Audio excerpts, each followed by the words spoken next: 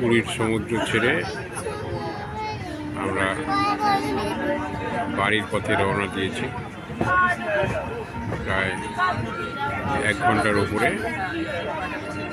Train সফর আমাদের হয়ে গেছে। ফেরার পথেও আমরা কিছু যাত্রাপথের দুধারের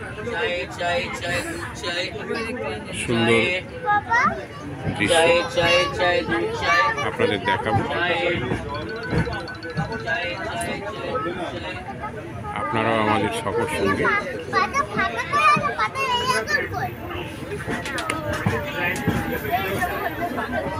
এপিস ক্রিয়েশন চ্যানেলে সমস্ত দর্শকদের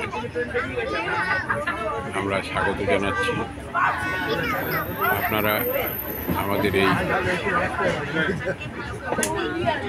দৃশ্যপটগুলো দেখুন,